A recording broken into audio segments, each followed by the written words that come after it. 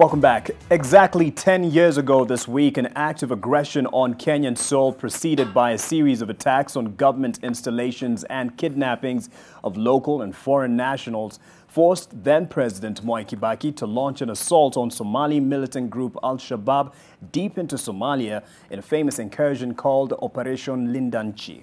10 years later, the Kenya Defense Forces continue their stay inside the Horn of Africa nation under the African Mission in Somalia, AMISOM. NTV's Leila Mohammed is just back from Somalia and gives us the realities on the ground, delving deep into the debate over Kenya's endgame in Somalia.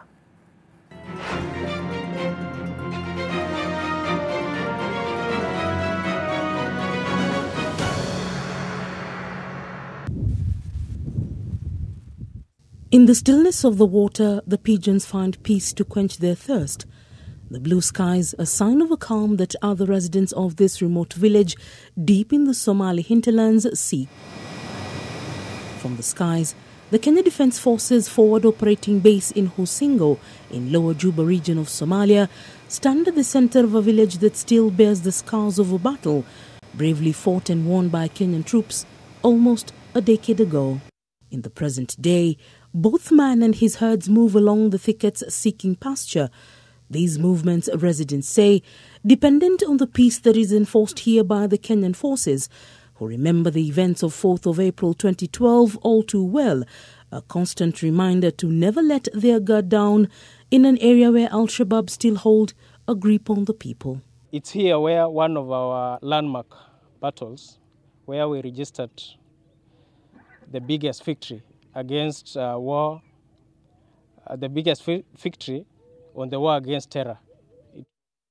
4th of April 2012, 3 months after this base, Hosingo was captured and liberated from Al-Shabaab. It was a battle that lasted more than 11 hours.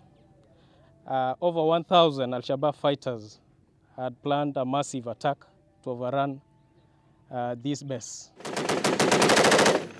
The military documents the attack as one where the enemy attacked in waves, hitting the camp like the sea waters during a huge storm. Our ground troops had enough stocks of ammo in their forward trenches that sustained them until when our Kenya Air Force fighter jets arrived on time to complement the ground troops and offer close air support, which saved the day. During the battle that lasted more than 5 hours, at one point a communication failure left senior officers at the A4B wondering whether the base's coordinates had been correctly transmitted through the chain of command, as they were badly in need of air support.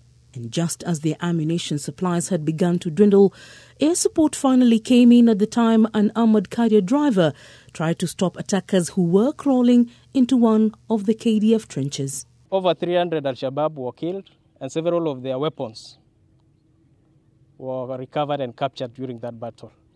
It is one of the battles that we regard as the most successful defensive operations ever executed after the incursion to Somalia.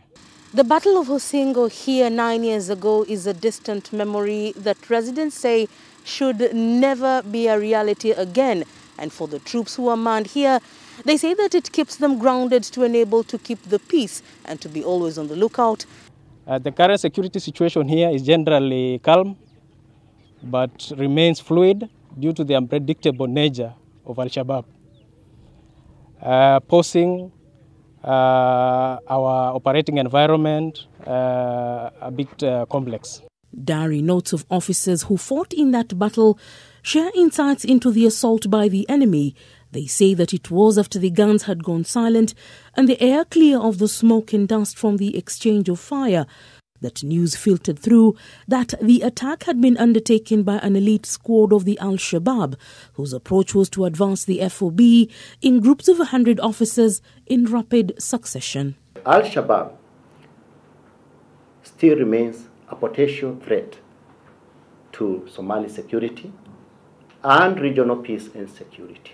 But we continue to undertake surgical intelligence-led operations to reduce the capacity and the capability of Al-Shabaab and other armed groups.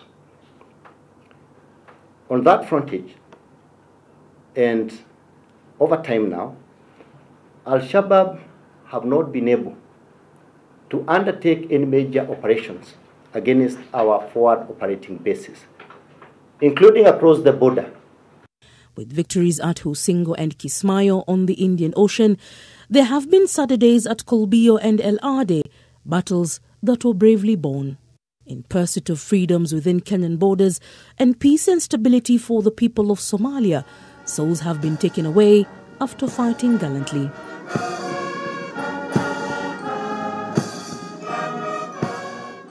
Back home, the Commander-in-Chief has honored the ultimate sacrifice made by soldiers battling for the country's honor behind enemy lines.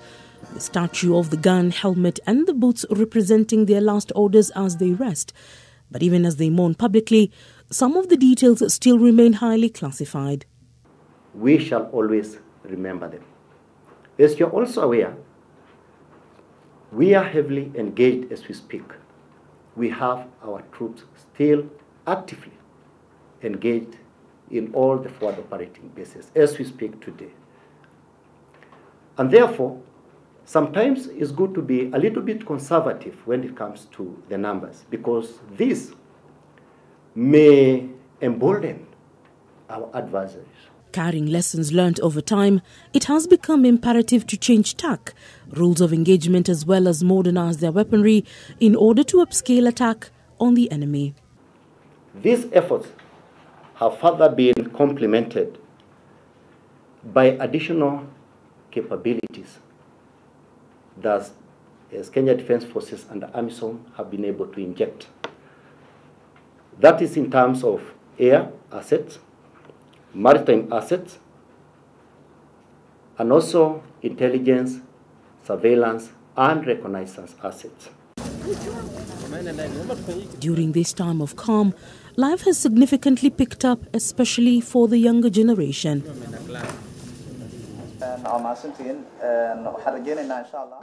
Wakimaliziwa primary wanatarajia wafike secondary, hata ikizidi wakiwa na university ama college, kwa Husingo inakuwa inapata maendeleo.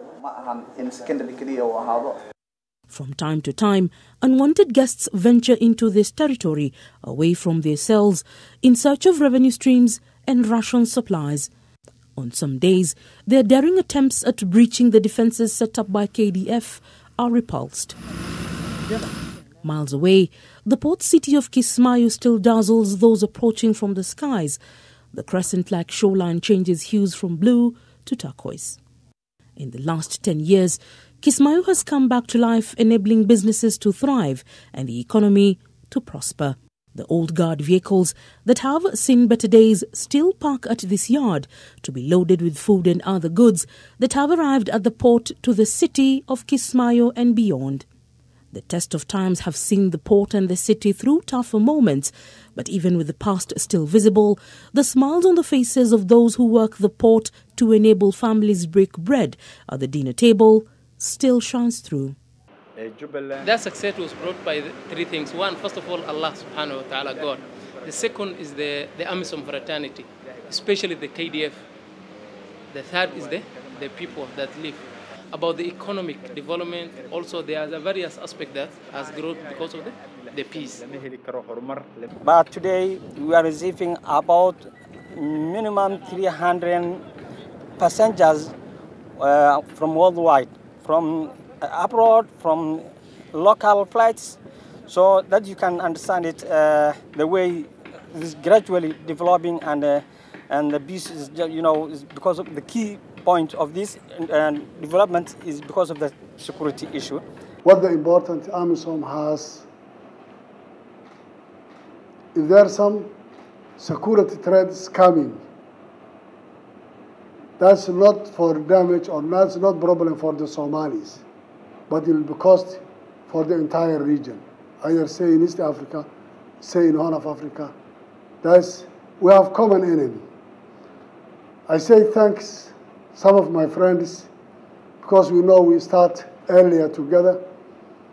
They know how the people are getting the benefit. All the other investment, someone has paid the money on something, but the peace and security it will create by the blood, and blood is very expensive for other things. The port, just like its people, can afford to raise its feet in rest as the economy moves, albeit slowly, depending on the vehicular traffic that drives this economy. 10 years to today is the difference. Jubaland, state of Somalia, products come from everywhere. Come from United States of America, come from Asia, come from Africa, especially Kenya. So, but before it's not like that. The port city of Kismayo is the beating heart of the economy not only here in Jubaland state, but in Somalia and the Horn of Africa region. And just like many other parts in the world, the COVID-19 pandemic has hit hard, but they are hopeful that better days are yet to come for their businesses to thrive once more. COVID-19, if everybody in the world is effective. In Somalia, we have the product come from everywhere in the world. It's going down. The Kenyan Navy's special boat units patrol the seas day and night with air support from Kenya Air Force fighter-piloted helicopters to repulse the enemy and move the danger away from the port. Our main tasks here are intercepting all inbound and outbound vessels, including fishing vessels, speedboats, and cargo merchant ships. The sailors manning the port of Kismayo that lies within the 6th AMISOM sector in Somalia have to liaise with Somali security forces and the port police to crack down on any illegal activity or threat. We also conduct maritime security operations, which includes protecting vessels externally and internally from sea-based terrorists, which includes piracy, hijacking, and human trafficking. The journey to delivering the port of Kismayo began with extensive pre-deployment training in the heart of the Rift Valley in Loruk, in the county of Baringo. The tightly kept secret that was the Operation Sledgehammer started in Hulugo, in the county of Garissa, with an initial plan to capture the town of Bulahaji in southern Somalia. In late September 2012, troops made a tactical move of delaying the capture of the port of Kismayo and the new airport until early October. A decade later, KDF troops cooperate with Ethiopian forces in enforcing the peace here.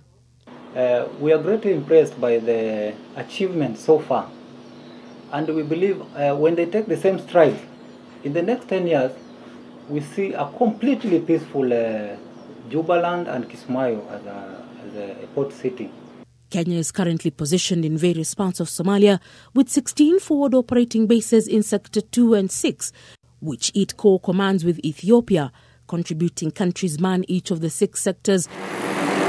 Over the 10 tours of duty undertaken by KDF troops in Somalia, songs of praise have been sung, but also allegations of misconduct on their part have been published by local Somali and the international community. The port of Kismayo has been alleged to be a cash cow for the soldiers in the trade of charcoal and movement of illegal contraband goods into Kenya. But in all those allegations, there is nobody who has ever come up with tangible evidence saying that I saw KDF with 3 lorries of sugar crossing the border. And there are those who really would like to see, they have found that we are disrupting a lot of Al-Shabaab activities and what they do. So they are not happy about it. So what do? They come up with that narrative.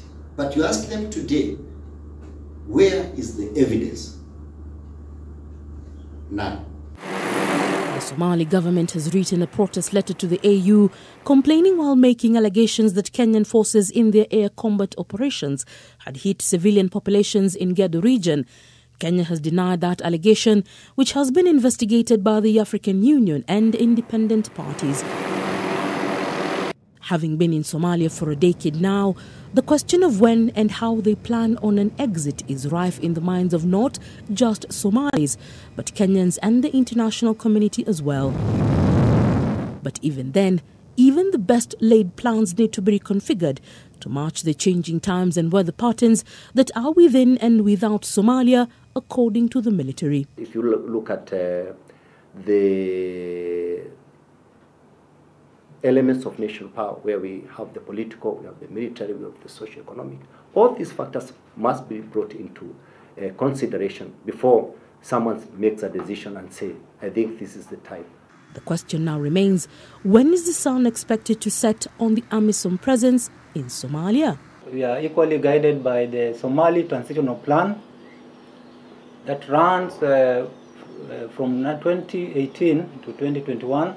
As AMISOM, and particularly the Kenya Defence Forces troops, we've been at the forefront in providing training as well as mentorship in line with the capacity building planning to ensure that they are ready for this particular assumption of the full responsibility of security duties.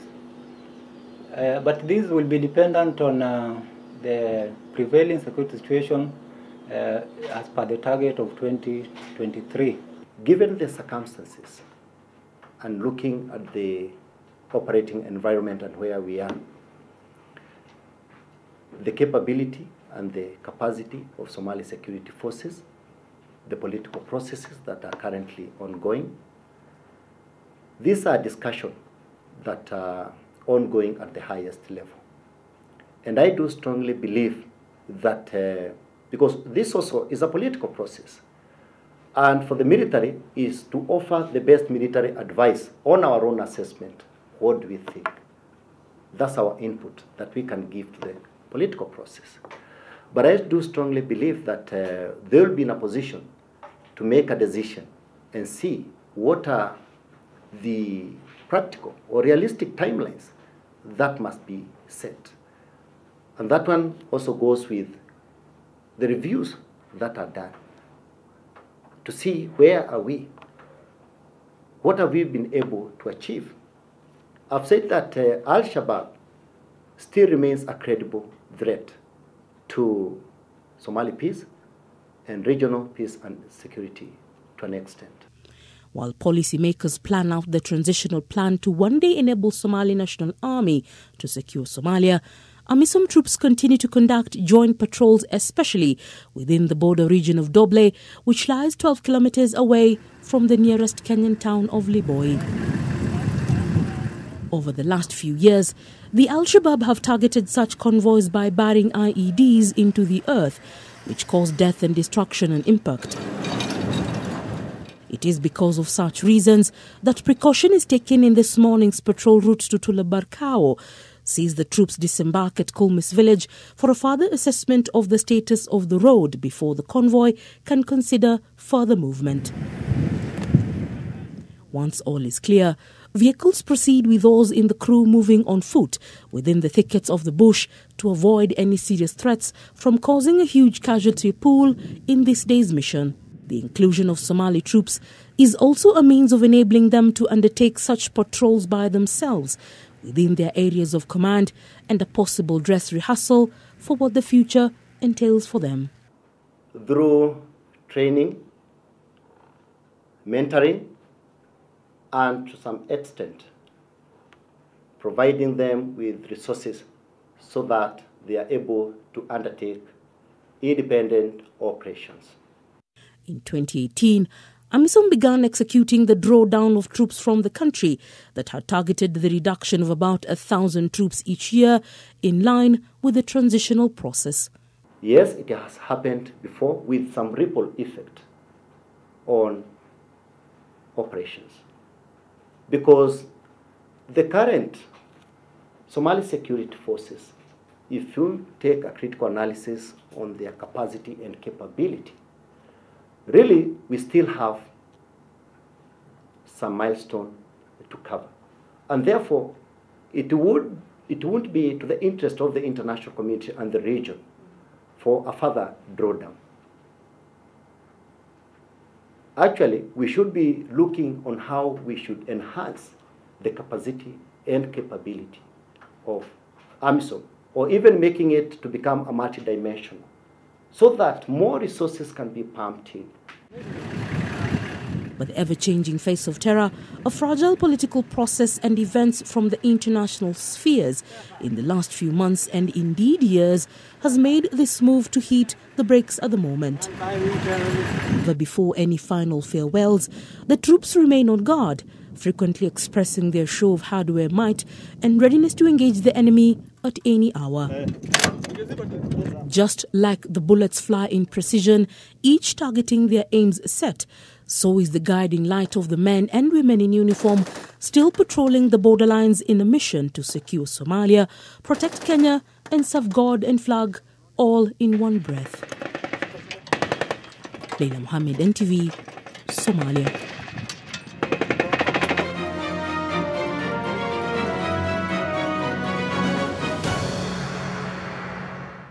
And there's